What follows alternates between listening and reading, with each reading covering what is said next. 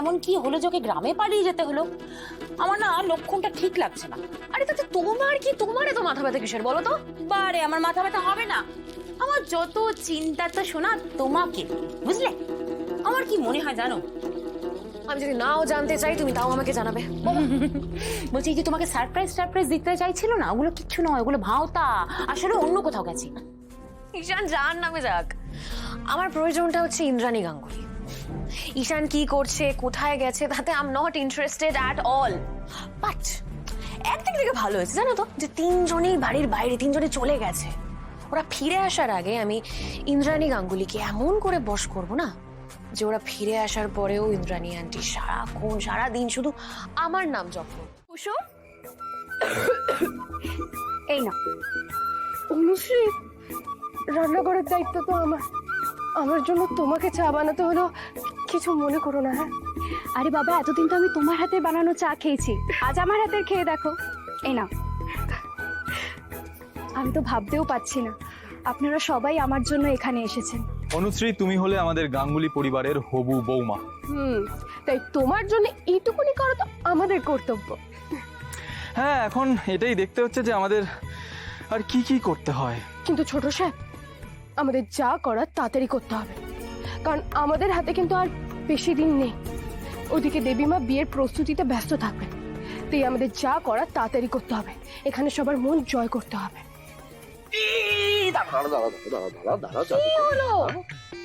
আমার বউ এই চাটা বানিয়েছে, এই প্রথম অধিকারটা শুধু আমারই।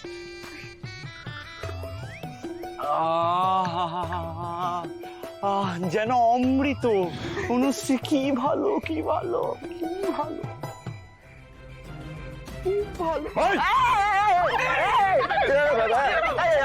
কি ভালো। সাবধান করা সত্ত্বেও আমার বোনের পেছনে মাছির মতো আমি কি করলাম? হাসি ফুটেছে না, তোর হাসি কি করে ফোটাতে আমি দেখছি।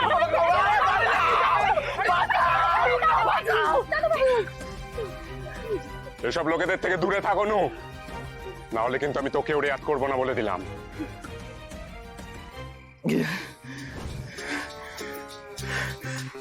তোমার দাদা প্রাণে মেরে ফেলবে। এরা আবার কিছু গন্ডগোল করেছে না? আমার শুরু থেকে সন্দেহ ছিল এদের ওপর। তুমি দাঁড়াও, দেখছি। কি হলো? দাদা কি জিজ্ঞেস করছেন সেটা কানে যাচ্ছে না? বলো, কে এই মেয়েটা? কুসুম। বললে কুসুম? আমরা তো জানি ওর নাম গৌরী। এই কি লুকোচ্ছ তোমরা আমাদের কাছ থেকে? না না না, ওর নাম গৌরী, আমি ওকে কুসুম বলে ডাকি। ও, তো তোমার কি হয়? মানে মানে গৌরীর সঙ্গে তোমার কি সম্পর্ক? আমি ওর স্ত্রী। বলুন না আপনি, বলুন আমি আপনার স্ত্রী। কথাটা আমি তোমাকে জিজ্ঞাসা করেছি, তুমি উত্তর দিচ্ছ কেন? কথাটা আমি ওকে জিজ্ঞাসা করেছি। বলো, কে হয় তোমার স্ত্রী? তোমার স্ত্রী অনুশ্রীর ঘরে ঘুমোচ্ছে কেন?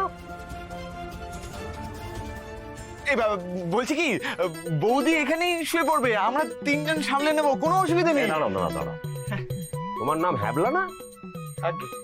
তুমি একটা আস্ত গোয়ার। ওরা স্বামী স্ত্রী, ওদের মধ্যে কি কাজ তোমার? হ্যাঁ হ্যাঁ, ঠিকই তো। আমাদের মাঝখানে তুই কেন থাকবি রে? আমি কোথায় থাকবো তাহলে? ঋষি, এই হ্যাবলা ছেলেটাকে ওর জায়গা দেখিয়ে দাও। চলো। এই বাবা, এই আমি বলছিলাম কি, আমি এই উনুনের পাশে শুয়ে পড়ি, বেশ ঠান্ডা ঠান্ডা ব্যাপার, গরম গরম লাগবে। বা আমি ওই উঠোনে গিয়ে শুয়ে পড়ি, বেশ ফুরফুরে হাওয়া, তাই না? এই তোমায় যেতে বললাম। দাদা বলেছেন তোমাদের দুজনকে এই ঘরে থাকতে। ও মা, হাঁ করে একে অপরের মুখের দিকে তাকিয়ে আছো যে বড়।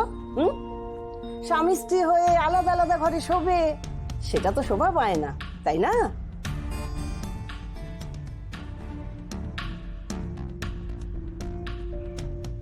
আর হ্যাঁ, ভিতর থেকে দরজাটা বন্ধ করে দিও।